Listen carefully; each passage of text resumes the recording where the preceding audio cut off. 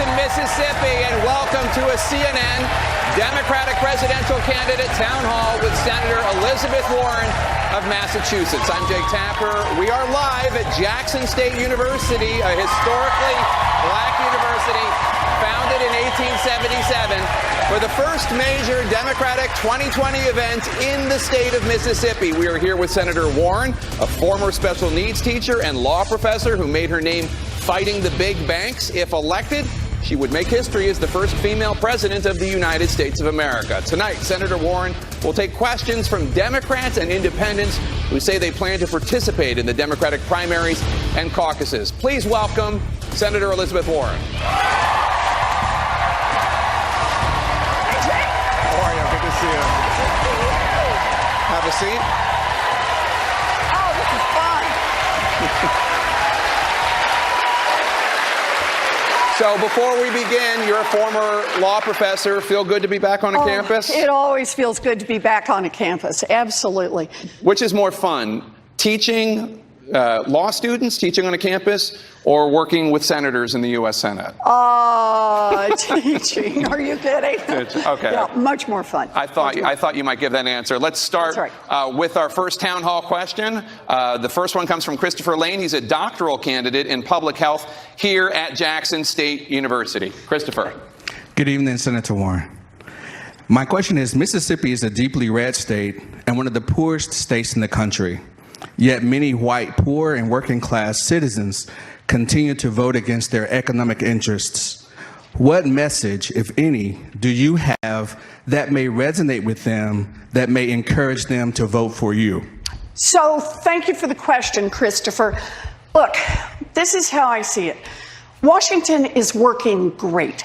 It's working fabulously for giant drug companies. It's just not working for people who are trying to get a prescription filled. It's working great for big oil companies that want to drill everywhere. It's just not working for people who see climate change bearing down upon us. It's working great for giant financial institutions and for payday lenders. It's just not working great for people who are living paycheck to paycheck. I'm tired of a Washington that works for the rich and the powerful. I want a Washington that works for the rest of America. That's why I'm in this fight. And I believe on that Democrats, independents, and Republicans, they know a scam when they see it, and they see a Washington working for those guys. I think they're ready to get in the fight and get a Washington and a country that works for the rest of America. Thank you. So our next questioner is Kalita Hicks. She's a supporter of yours and a Spanish language translator from Jackson. Kalita. Hi, Good Kalita. evening. Since the election of Donald Trump, the number of hate crimes has increased, and white supremacists have become more emboldened online and in public. What are your plans to unite the country? Oh, good. Thank you for that question. You know, it starts with the fact that we've got to recognize the threat posed by white nationalism. White supremacists pose a threat to the United States like any other terrorist group, like ISIS, like Al-Qaeda, and leadership starts at the top. And that means you've got to call it out. No sitting by. And then when you call it out, as President of the United States, you got to use the tools available to you. And that means get the Justice Department, when they break the law, to go after them with full prosecution. That's what I can do. Thank you. Thank you. It's a good question. Our next question comes from Georgia Caron. She's a graduate student here at Jackson State University. Georgia. Hi, Georgia. Hi. Thank you, Senator Warren, for taking my question. Thank you so much for taking my question. I am an African-American female with 5 beautiful adult children and 10 grandchildren. Oh, Georgia, count your blessings every day.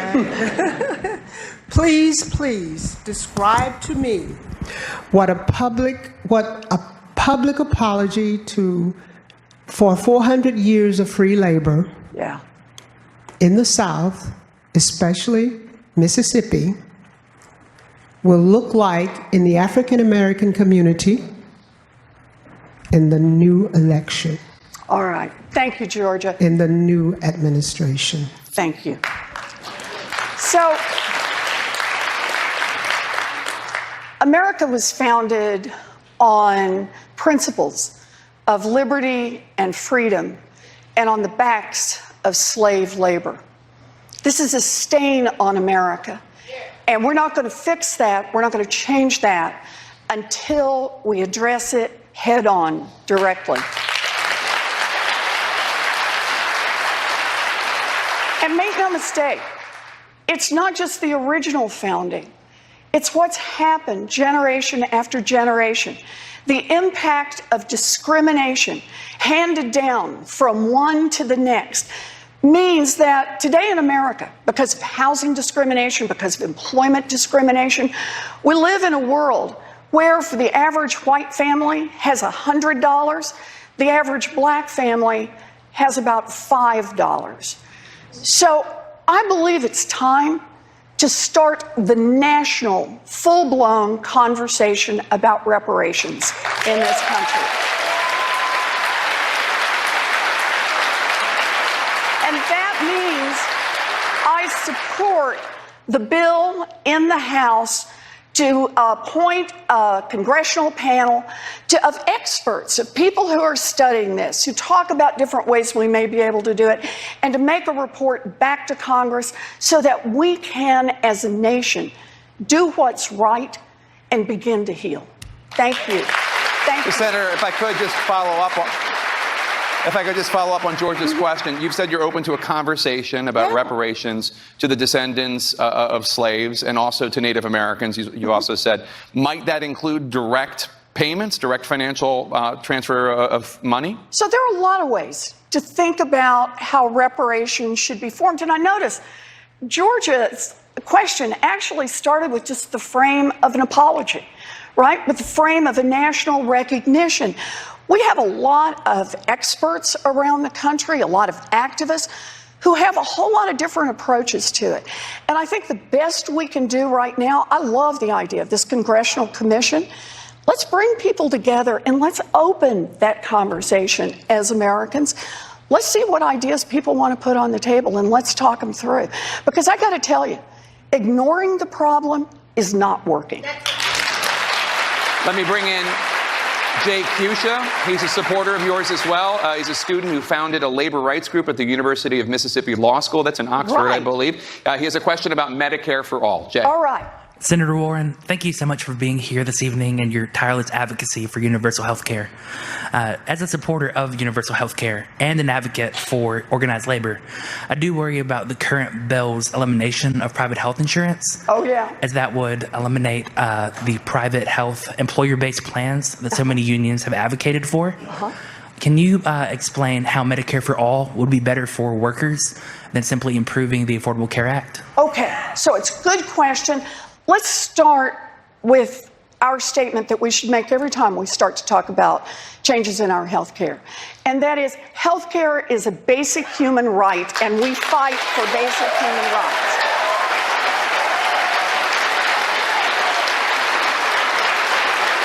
And then let's put these in order, because I appreciate that your question starts with the Affordable Care Act.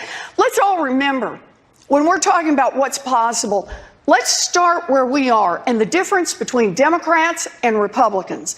Right now, Democrats are trying to figure out how to expand health care coverage at the lowest possible cost so everybody is covered. Republicans, right this minute, are out there trying to repeal the Affordable Care Act. They've got a lawsuit pending down in Texas where they're trying to roll it back, what they couldn't do with a vote. They're trying to do with the courts. HHS every day is doing what they can to undermine the Affordable Care Act. So when we're talking about health care in America right now, the first thing we need to be talking about is defend the Affordable Care Act, protection under the Affordable Care Act. Then part two, let's make the improvements that are what I think of as the low-hanging fruit. For example, let's bring down the cost of prescription drugs all across this country. We got lots of ways we can do that. We can import drugs from Canada where the safety standards are the same. That would cut costs dramatically. We can negotiate the prices under Medicare. That would cut costs dramatically. And I've got a proposal to help bring down the cost on generic drugs, which could be about 90% of all prescriptions. So let's get those costs down. And then you know what you're going to hear from a consumer advocate. And that is, we need to hold insurance companies accountable. And that means no tricking and trapping people on those insurance contracts. And then when we talk about Medicare for all, there are a lot of different pathways. What we're all looking for is the lowest cost way to make sure everybody gets covered.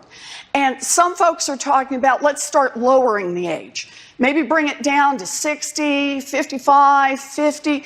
That helps cover people who are most at risk and can be helpful, for example, to the labor's plans. Some people say do it the other way. Let's bring it up from everybody under 30 gets covered by Medicare. Others say let employers be able to buy into the Medicare plans. Others say let's let employees buy into the Medicare plans. For me, what's key is we get everybody at the table on this, that labor's at the table, that people who have to buy on their own, everybody comes to the table together, and we figure out how to do Medicare for all in a way that makes sure that we're going to get 100% coverage in this country at the lowest possible cost for everyone. That's our job. So, like that? Good. If I could just follow up a little on Jay's question. So you are a co-sponsor of Senator Bernie Sanders' Medicare for All bill. And I understand there are a lot of different paths to universal coverage. But his bill that you've co-sponsored would essentially eliminate private insurance. Is that something you could support? He's got a runway for that. I think we get everybody together. And that's what it is. We'll decide. I've also co-sponsored other bills, including expanding Medicaid is another approach that we use. But what's really important to me about this is we never lose sight of what the center is, because the center is about making sure that every single person in this country gets the coverage they need and that it's at a price that they can afford. We start with our values, we'll get to the right place. So theoretically, though, there could be a role for private insurance companies under President Warren. Or there could be a temporary role. Even Bernie's plan has a runway before it gets there. Because it's a big and complex system, and we've got to make sure that we land this in a way that doesn't do any harm. Everybody has got to stay covered. It's critical. Let me bring in Carrie Johnson. She's a high school principal in Canton, Mississippi. Carrie? Hi, Carrie. Hello, Senator Warren, and thank you for coming tonight. I'm glad to be here. Obviously, building a wall will not prevent foreigners from crossing on U.S. land. Yeah. What will you do?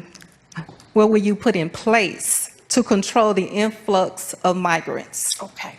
So let me just start where I think of our whole immigration policy. And that is, we need to have policies on immigration that are consistent with our values. We are a country that is built on our differences. That is our strength, not our weakness. And when people come to the United States because they are fleeing terror in Central America, they fear for their lives, then we have a moral responsibility to listen and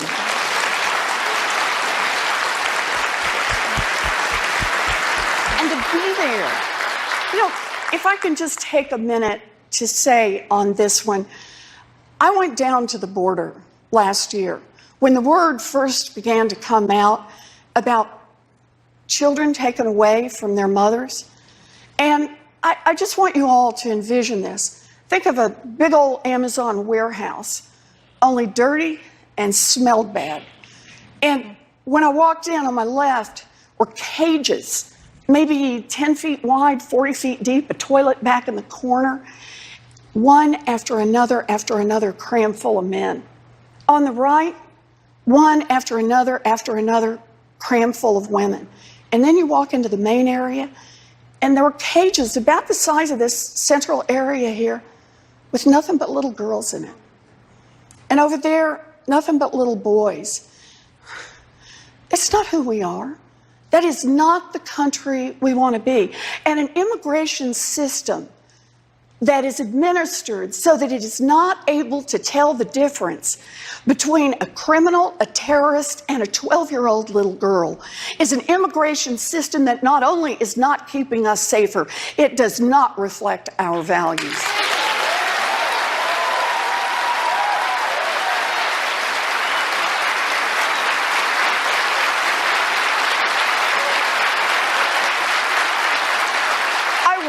Support the building of a wall that does not make us safer. The administration itself, people within it have already said this is not about security. This is not how we're going to make ourselves safer.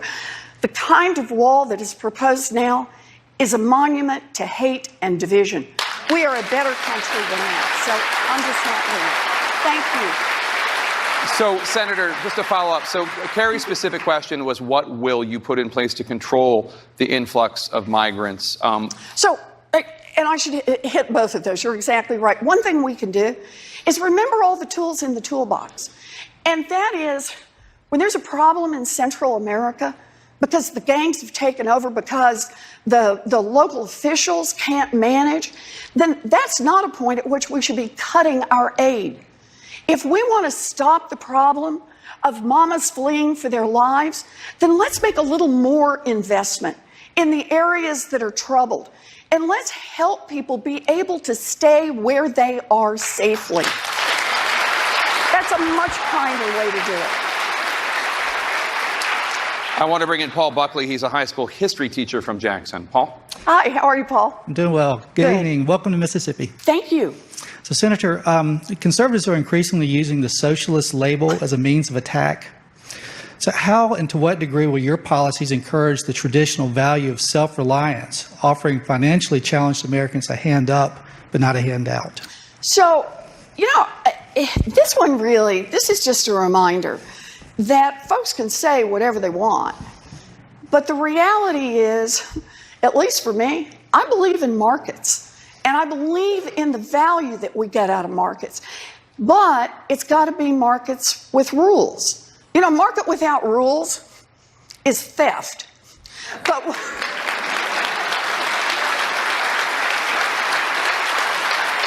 a market with rules, a market with a cop on the beat to enforce those rules, that's how it is. That small businesses get a chance to start and to grow. That's how it is that employees get to move from one place to another. That's how it is that we get new products. I'm a supporter of markets with rules.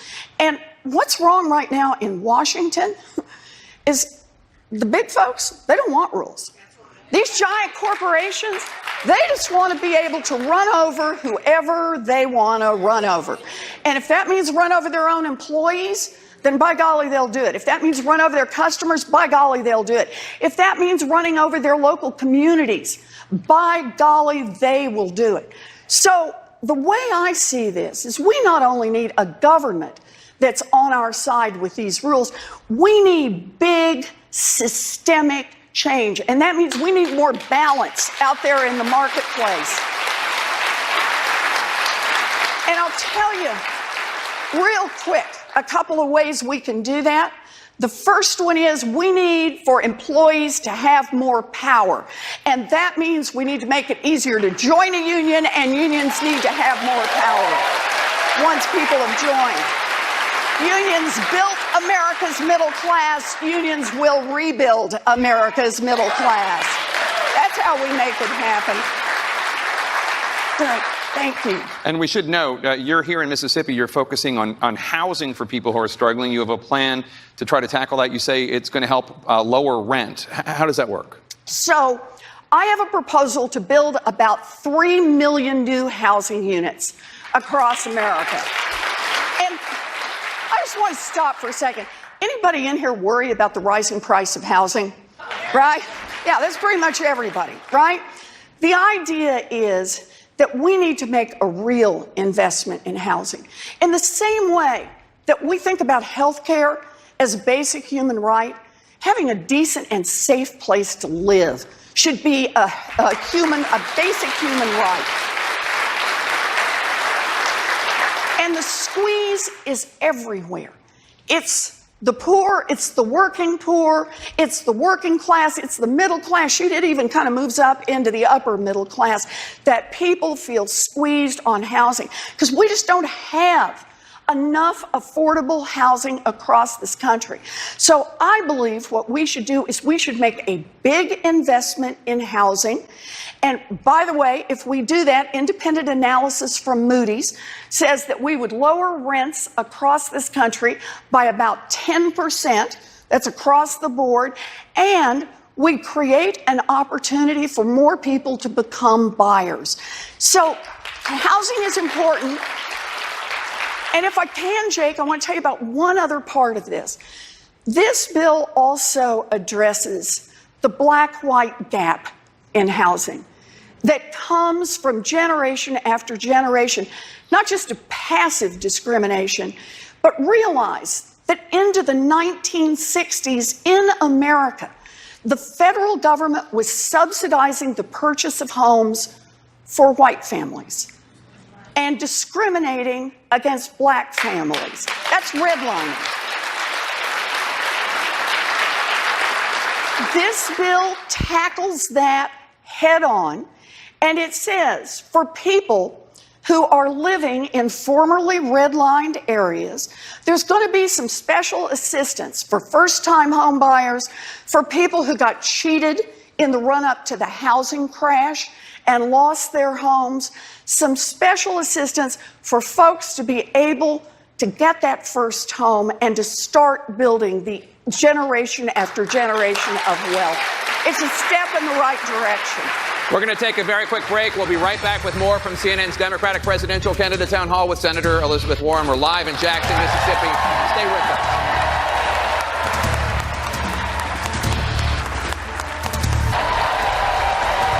Welcome back to CNN's Democratic Presidential Candidate Town Hall with Senator Elizabeth Warren. We are live on the campus of Jackson State University. We're going to go to the questioners in a second, but before we do, I do want to ask a little bit about your personal story because voters nationwide are just getting to know you. You grew up in Oklahoma. I did. And you've talked about how your family stood at the brink. One person from Oklahoma. There we go. Welcome to Mississippi. Okay. So you talked about how your family stood at the brink of financial disaster through a good part of your childhood. How has that shaped your life in the Senate? So I'll tell you about that. So I have 3 older brothers. They all went off and joined the military. That was their ticket to America's middle class. I was the late in life baby. My mother always just called me the surprise. And about the time I was in middle school, my daddy had a heart attack. And it was serious. Thought he was going to die. The church neighbors brought covered dishes. It was a scary time. He survived, but he couldn't go back to work. And we lost our family station wagon. And at night, I'd hear my parents talk. And that's where I learned words like mortgage and foreclosure. And I remember the day that I walked into my parents' bedroom and laying out on the bed is the dress. And some people here will know the dress. It's the one that only comes out for weddings, funerals, and graduations. And my mother's in her slip, and she's stocking feet, and she's pacing back and forth, and she's crying. She's saying, "We will not lose this house. We will not lose this house." She was 50 years old. She'd never worked outside the home. She was truly terrified. And I watched her while she finally just pulled it together, put that dress on, put on her high heels, blew her nose and walked to the Sears and got a minimum wage job. And that minimum wage job saved our house, but more importantly, it saved our family. Anybody who wants to know me has just heard the story. But here's the thing for me now. For a long time, I used to think that was just a story about my mother. How when you get scared, you reach down, you find what you have to find, and you bring it up. And then years later, I came to understand this is a story about millions of Americans who, it doesn't matter if you're scared. When you got to do something to take care of people you love, you reach down, you find it, and you pull it up.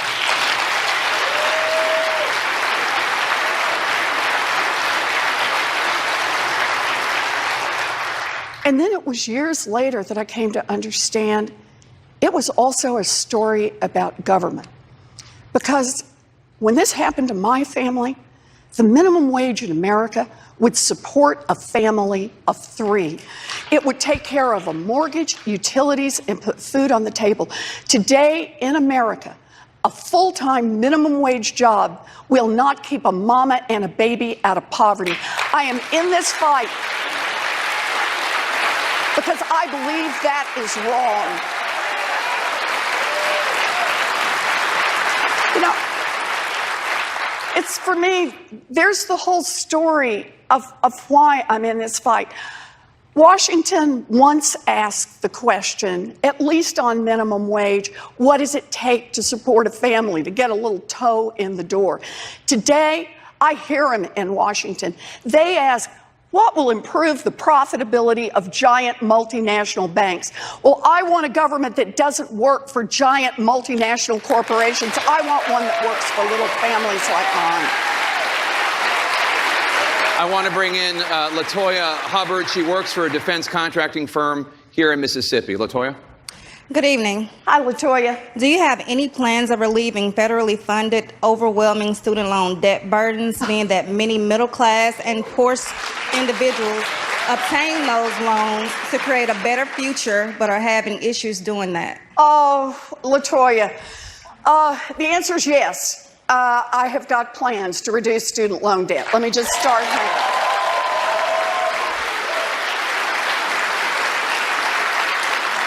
But you know, there are parts of this that are so personal. I've had one dream since I was in 2nd grade. There's just one thing I wanted to be. All 3 of my brothers went off and joined the military, and God bless them. You know what I wanted to be? I wanted to be a public school teacher from the time I was in 2nd grade. Can we hear it for America's public school teachers? Yeah. But you got to have a 4-year diploma to do that. And by the time I graduated high school, my family didn't have the money for a college application, much less to send me off to school. And I have a long and twisty story. Got a scholarship, then I fell in love, got married the first time. And I thought I'd lost it all. I thought I'd given up on that dream. And I found a commuter college, public college, that cost $50 a semester. And that was my ticket. And I became a special needs teacher. I got to live my dream.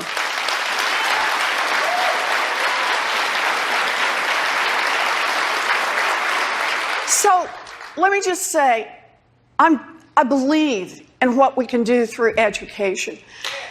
But if America wants to be a stronger country, America wants to be a country of real opportunity for everyone, then that means that every kid has a right to get an education without getting crushed by student loan debt.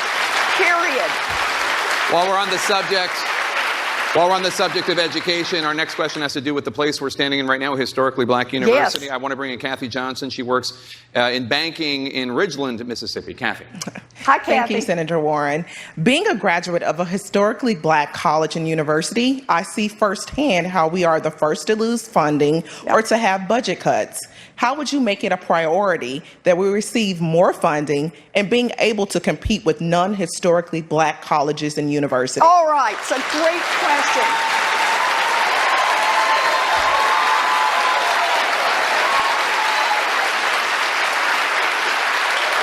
I believe in HBCUs. I just want to say I am the proud recipient of a diploma that was granted to me at Morgan State University. So, as part of their commencement address. So, let me put it this way. What we've got to do is we've got to be willing to invest more in our colleges and universities across the board.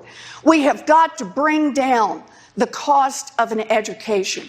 And for the schools that are serving the students who often come from first time to come to college, from families that struggle more, then that means we got to double down a second time to make sure they have the resources they need.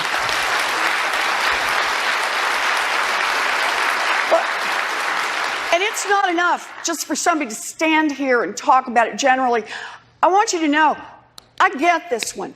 Right now in America, African American students are more likely to have to borrow money to go to college.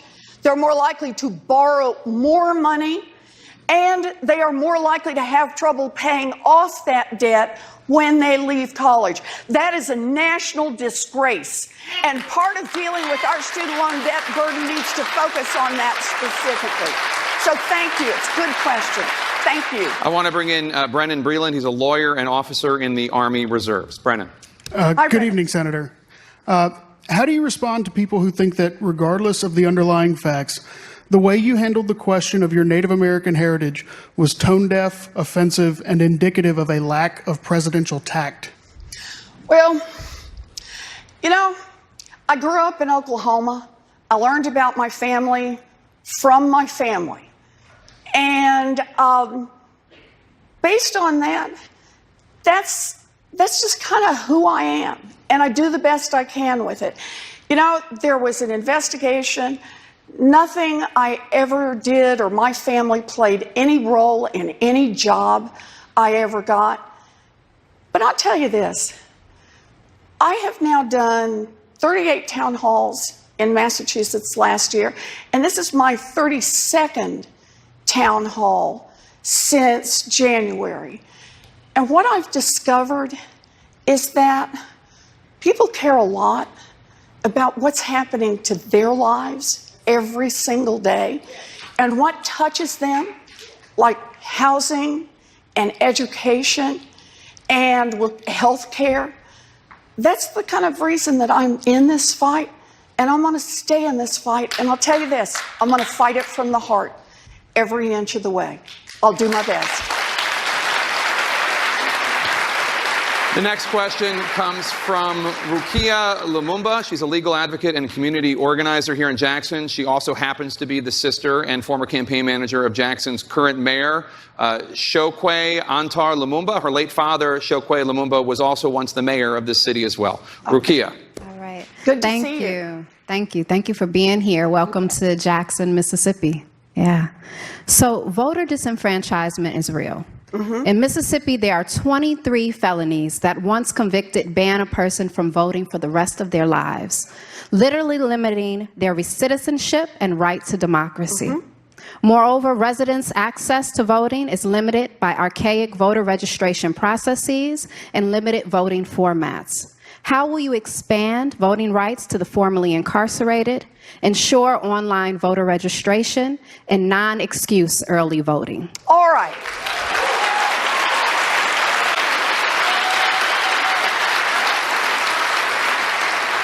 Question, but can I go you one bigger? Yeah. And that is, I believe we need a constitutional amendment that protects the right to vote for every American citizen and to make sure that vote gets counted. We need to put some federal muscle behind that. And we need to repeal every one of the voter suppression laws that is out there right now.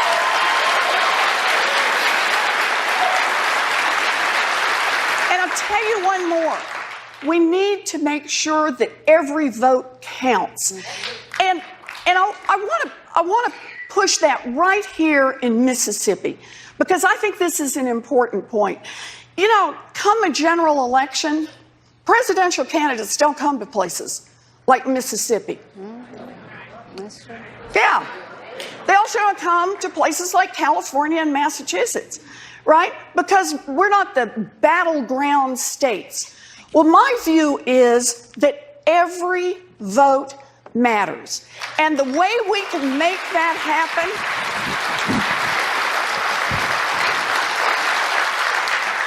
is that we can have national voting, and that means get rid of the Electoral College and every vote. Yep.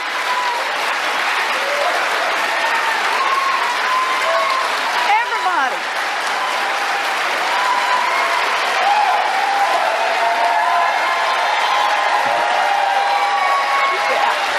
I want to. I think everybody ought to have to come and ask for your vote. What do you think? Yeah. I want to bring in Hannah Burnell-Williams from here in Jackson. She's hoping to go to graduate school. Hannah? Hi, Senator Warren. Hi, Hannah. Recently, many leaders in our nation have taken a stance on whether or not Confederate symbols should remain in the public eye in many of our cities, towns, and parks.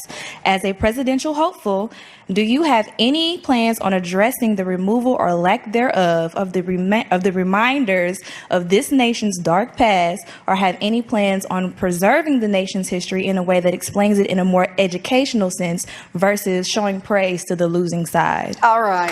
You put it right.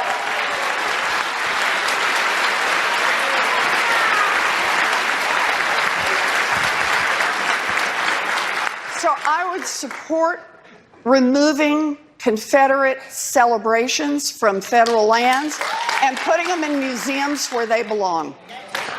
That's right. Thank you.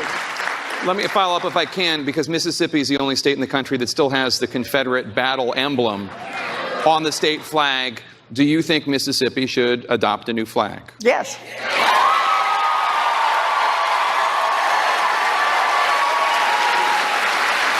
That was the shortest answer I've ever gotten from a politician in my life. We'll be right back with more from CNN's Democratic presidential candidate town hall with Senator Elizabeth Warren. We're live in Jackson, Mississippi. Stay with us. Welcome back to CNN's Democratic presidential candidate town hall. We're here with Senator Elizabeth Warren. We're live in Jackson State University in Mississippi. In 2018, Jackson, Mississippi had its highest homicide rate in more than 20 years, with 84 murders. According to local media, it's among the highest murder rates in the country. On that topic, I want to bring in Ariane Hill. She's an accountant for the Office of the State Treasurer. Ariane? Hi. With Jackson, Mississippi having a very high homicide rate, will there be any revisions to gun control to help ensure less killings throughout the metropolitan city?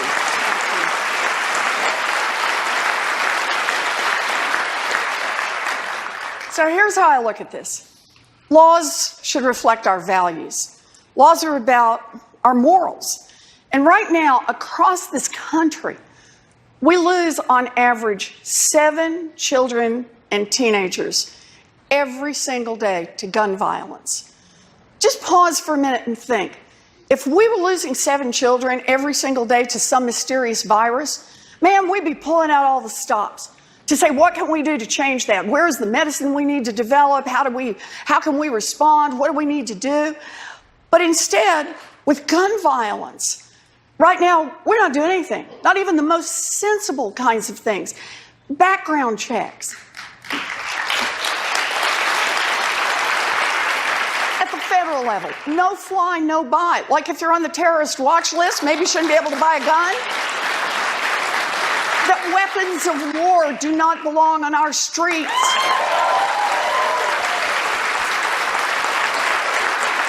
No bump stocks to make it easier to kill. No.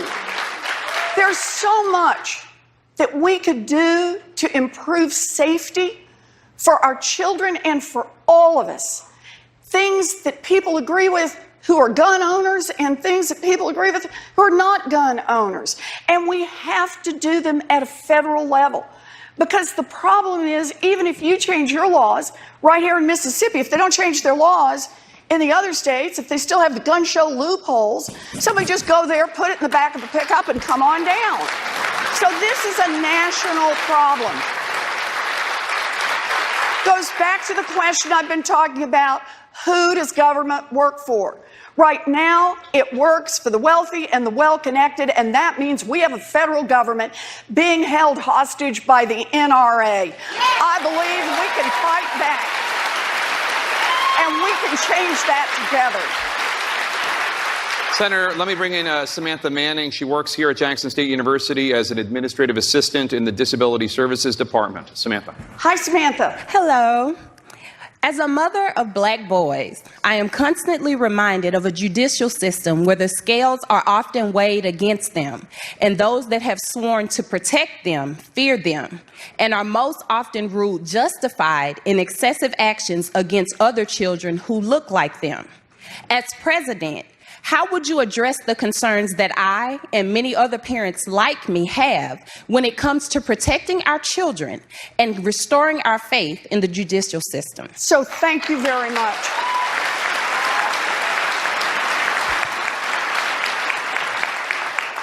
I start with the principle, the 4 words carved above the United States Supreme Court: equal justice under law. That's what I believe in, but I understand today in America, we don't have that. Right. That's right. Race matters, and we need to call it out. Right.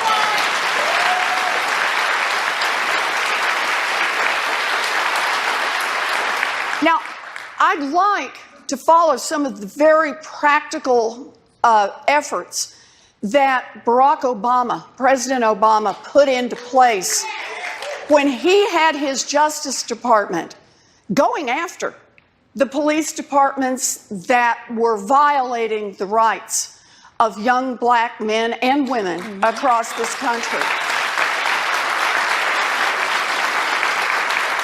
I know there's much to criticize this administration about, but the very fact that the Justice Department under President Obama had worked with police departments around the country, and they were not finished, but had worked with, and some had already reached the point of signing consent decrees, of starting new training, of trying to put themselves on a better path. There are many good people in law enforcement who want this to work and want to make it work if they have the right resources, if they have the right opportunities, if they can do community policing. That's where President Obama was leading us, and this administration pulled that out of the Justice Department, reversed it, and that makes the world a lot more dangerous for everyone. I would reverse that and go where President Obama went. Thank you. I want to bring in Mary Crump. She's a retired nurse from Jackson. Mary? Thank you, Senator Warren, for being here. How do you plan to make sure the extremely rich pay their fair taxes? Whoa!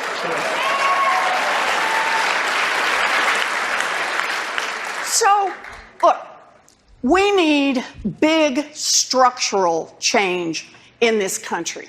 And that means the kind of, let's just admit it, when you've got a government that works for the rich and it's not working nearly as well for anyone else, that's corruption, and we need to call it out plain and simple. So the first thing we need to do is we need to attack that corruption head on. I have the biggest anti-corruption bill since Watergate. Big problem? You got to have a big bill to deal with it. Now, it's got a lot of pieces to it, but the main point is to beat back on the influence of money, because that's how they keep getting this government, getting this country to work for them. So, for example, my bill says we're going to end lobbying as we know it. Block the revolving door between Main Street, between Wall Street and Washington. I'll give you one more. Everyone who runs for federal office ought to have to put their taxes online. Everyone.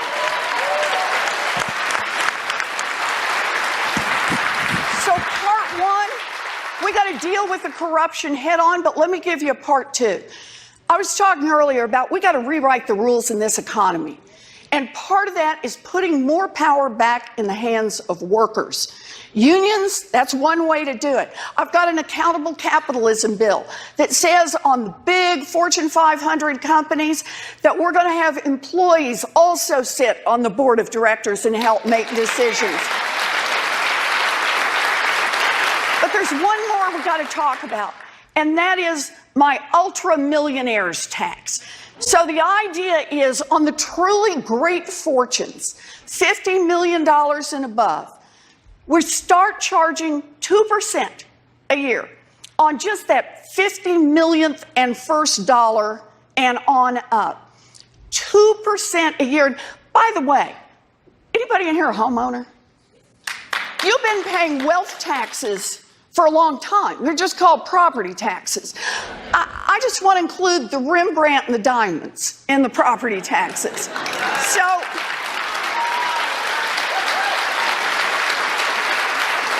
I want to put a wealth tax in place, and I just want to talk to you for 1 minute about how that restructures our whole economy.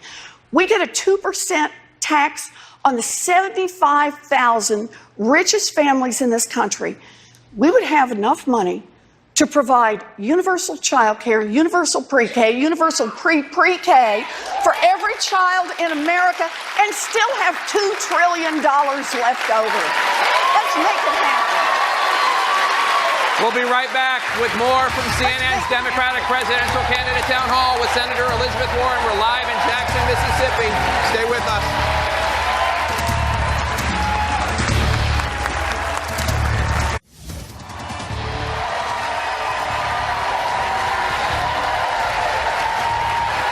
Welcome back to CNN's Democratic presidential candidate town hall with Senator Elizabeth Warren. We are live on the campus of Jackson State University in Jackson, Mississippi. I want to bring in Marcy Croft. She's a lawyer from Madison, Mississippi. Marcy. Hi, Marcy. Hi, Senator. You have proposed breaking up the big tech companies. Yes. Is it really possible to increase regulation of private tech companies without stifling innovation? Oh, good question, Marcy. But here's my point. If you break them up, you actually need less regulation, because here's how this works right now. Think about the big tech companies, Amazon, Facebook, Google, right? Here's what they do. They run a platform, okay, where people come. Let's just stick with Amazon. That's where you go to check out 63 coffee makers, all of which can be delivered in 24 hours, right? And think about this, just so you get an idea of how vast they are right now in our economy. Walmart is about 9% of all physical retail sales in America.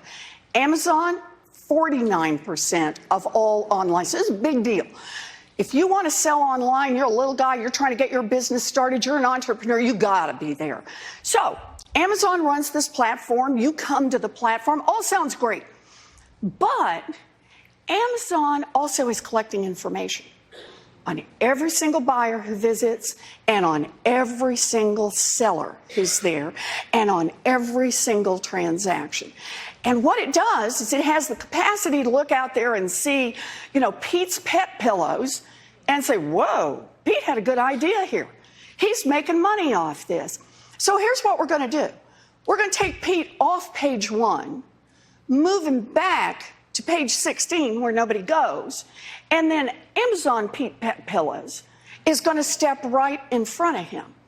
Think of it this way, like in baseball. You can be an umpire, run the platform, or you can have a team in the game, run one of the businesses competing with the other businesses.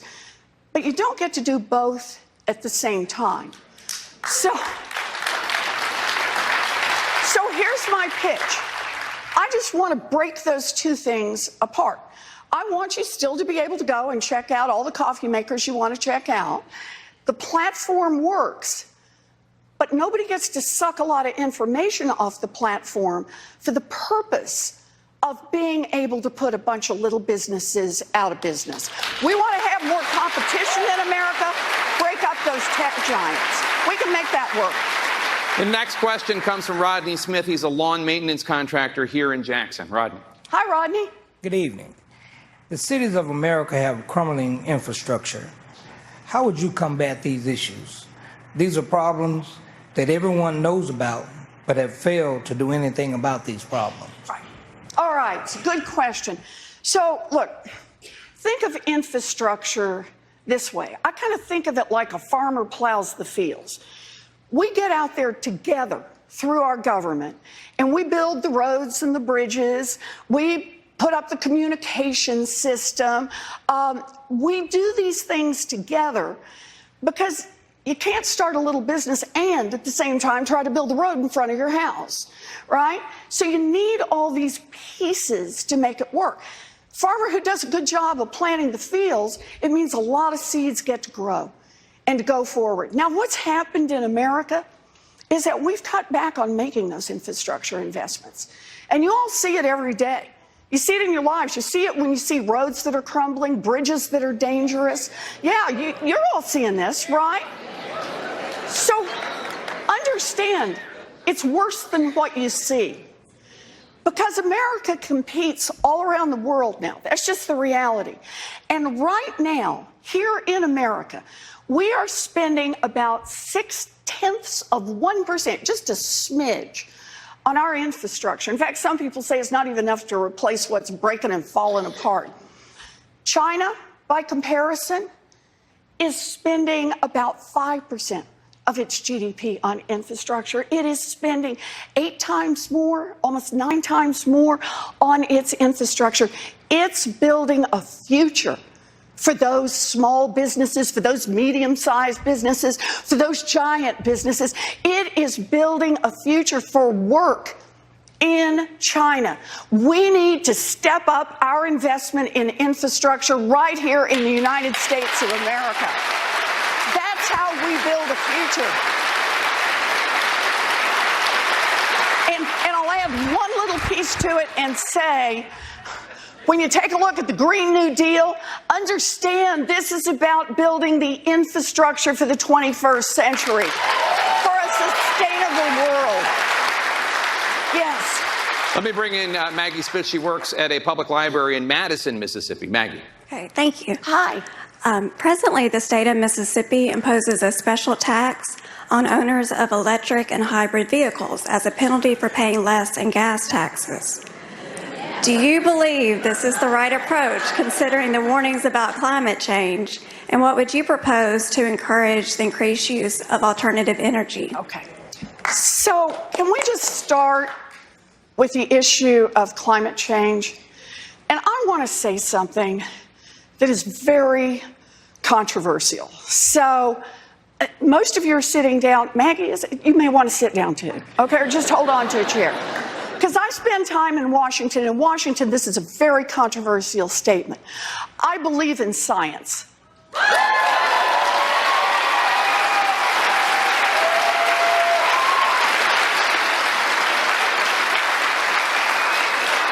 Climate change is real, it is man-made, and we are running out of runway to be able to fix this problem. We need all hands on deck on this one. So I mentioned earlier, as part of infrastructure, we need to be thinking about infrastructure in terms of hardening our infrastructure against the climate change that's coming our way, and in terms of building green energy infrastructure. We need to do more, though. We got to be working in every single direction. More money on research, more money on how we get our vehicles so that we get to a place where we have a sustainable Earth. This is truly the crisis that faces not just our nation, but the world. The United States is a world leader. The problem is we are leading in the wrong direction right now on climate. We got to go the other way. We got to show the world what can be done. Thank you. I just want to follow up on Maggie's question because she talked about the gas tax. And as you know, the federal gas tax has not been raised since 1993, leaving many states to fend for themselves to maintain the roads and bridges. Would you support, theoretically, raising the gas tax to pay for the infrastructure needs? So, I'll tell you what worries me about doing this through gas tax. I'm open to the conversation, but what worries me is it falls hardest on working people. When I talk about raising taxes, what I really want to see is I want to see an ultra-millionaires tax. I want to see taxes on the top. And then let's use that to help subsidize what it is that we really want to see, cleaner vehicles. That's the direction I'd much rather see us go. I want to get us there, but I want to do it the other way. The next question comes from Allie Mack, a longtime Jackson resident who served as the Dean of International Studies here at Jackson State University. Dean Mack. What is your position on the impeachment of Donald Trump?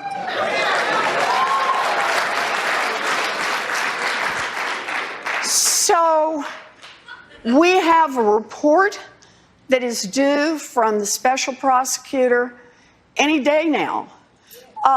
Understand that investigation from Mr. Mueller has produced already, I believe it's 34 indictments or guilty pleas. This is a serious investigation. We need to protect him in finishing that report, and then that report needs to be made public to the American people. When we get it, we will know what to do with it. Thank you. Senator Warren, you sit on the Senate Armed Services Committee. I want to introduce you to Daniel Bamrick. He's a U.S. Army veteran who served in Kuwait and Syria, who is now a research lab technician. Daniel. Hi, Daniel. Hey, Senator, good evening. Hi. Thank you for your service. Thank you to your family, too. All brothers. right. Thank you. As a veteran, I've seen the amazing capability of our armed forces. But I was also shocked to see the lack of clearly defined goals and objectives coming down from the highest level. It also worries me that military service itself is becoming a very uncommon experience for the U.S. population at large. So, as president, my question is, what would you do to provide clear, achievable goals for our military and to broaden the participation rate of American citizens in what is their government's largest organization? Yes, thank you, Daniel. Thank you for the question. Thank you. Look, with 3 brothers in the military, my oldest one spent more than 5 years off and on in combat in Vietnam. We were lucky to get him back home. And my second brother was overseas for over a year. My third brother trained as an Army medic. I understand the sacrifices that our military makes and the sacrifices their families make. I stood there every day and watched my mother as she waited for the mail to hear from my brothers. We have the best military on earth. They will do whatever we ask them to do. They will go out and fight, and if necessary, die for us. But that puts a sacred responsibility on our leadership to understand that around the world, we cannot use our military to solve non-military problems.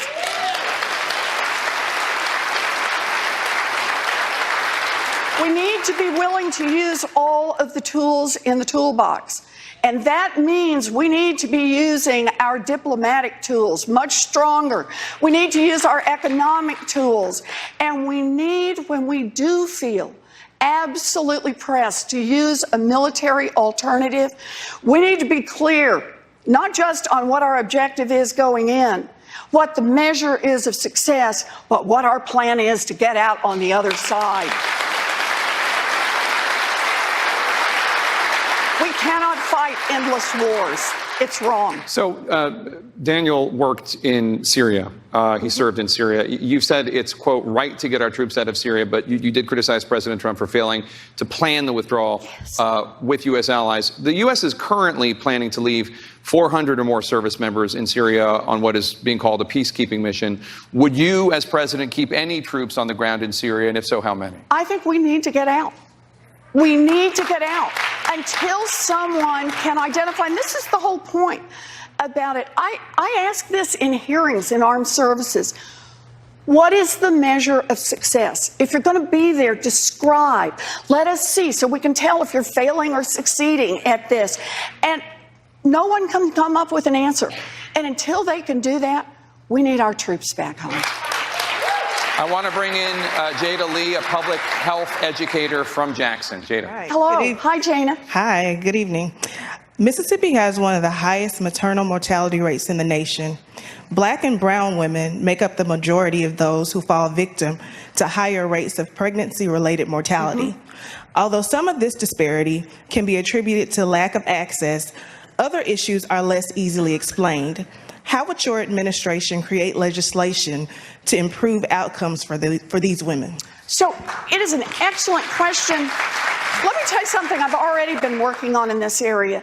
This is a place where we need not only more funding for the National Institutes of Health to be able to do the research, but we need to insist that the National Institutes of Health is actually doing research and keeping track of male, female, African American, other races, so that we better understand all of what's wrong. As you say, we know that part of this is related to lack of access, but that's not explaining everything that's going on.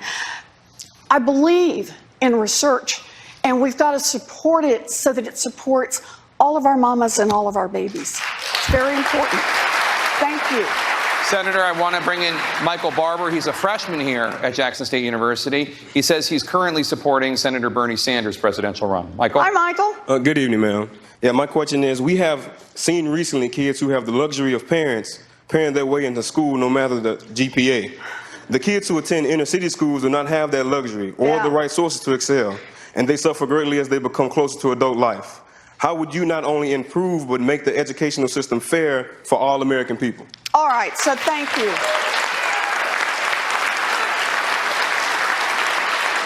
You know, this scandal just shows one more time that some folks who are rich just think they don't have to play by the same set of rules as anyone else, and that they can use their money to do whatever it is in terms of buying influence.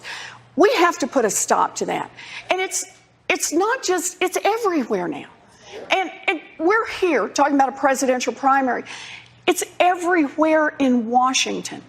You know, I want to say something about democracy for a minute. I get that we have a lot of differences. There'll be some people who have a little more money, some people have a little less, some people who go further in school, some people who don't. But the one thing we should all own an equal share of is an equal share of our democracy.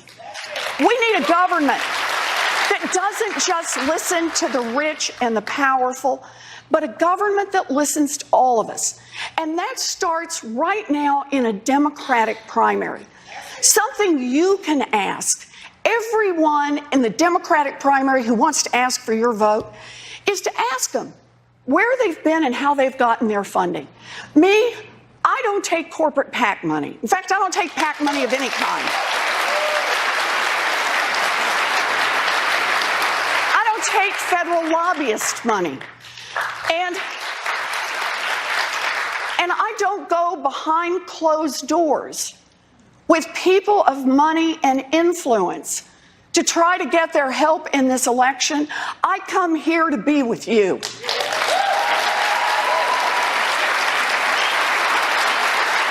Because I believe that our democracy is really on the ropes. We have a country that's working better and better and better for a thinner and thinner slice at the top. In 2020, we have a chance to take that back. We have a chance to build a real grassroots foundation, face-to-face, person-to-person, neighborhood to neighborhood. And if you believe that is how we should be running our presidential primary, I ask you, be part of this. Go to ElizabethWarren.com. Be part of this. Make a contribution. Volunteer. We're going to have to build this thing ourselves because democracy is not a machine that will go of itself. And government, our government, is not for sale. We need a government that works for the people, and that means the people have to be there as part of it. Thank you. I have one final question for you, Senator. Faith is very important to many people across the country. It's very important to many people in Mississippi. What role does faith play in your life, your public life and your private life? So I was raised as a Methodist, and I was a fifth grade Sunday school teacher. All I can say is nobody got hurt. It was a low bar for being a fifth grade Sunday school teacher at our church. And I raised my children in the Methodist church. What it is for me is the importance of the lessons we learn when we remember our values, when we remember our faith. The story for me is Matthew 26. And I'm sure some of you, a lot of you, know this story. You know, this is the one where the shepherd is dividing the world into the sheep and the goats. And as we all know, sheep are going to heaven, goats, nah, they're not. And the sheep ask him, why us? Why us, Lord? Why did you pick us? We look like those guys. And the shepherd, the Lord, answers back by saying, I was hungry and you gave me food. I was thirsty and you gave me water. I was in prison and you visited me. Naked and you clothed me. Inasmuch as ye have done it unto one of these, the least of thy brethren, ye have done it unto me. And what I hear in that is two things that guide me every day. The first is there is God. There is value in every single human being. Every single human being. And the second is that we are called to action. That passage is not about you had a good thought and held on to it. You sat back and were just a part of the, thought about good things. It does not say you just didn't hurt anybody and that's good enough. No, it says you saw something wrong. You saw somebody who was thirsty. You saw somebody who was in prison. You saw their face. You saw somebody who was hungry, and it moved you to act. I believe we are called on to act. Our thank you to Senator Elizabeth Warren. Thank you as well to our audience here and to Jackson State University. Great questions from all of you. Thank you so much. Be sure to tune in Wednesday night at 10 p.m. Eastern. Dana Bash will moderate the next CNN Democratic candidate town hall with former Colorado Governor John Hickenlooper. CNN Tonight starts right now. Thank you. You can go in the audience if you want. Yeah, pictures.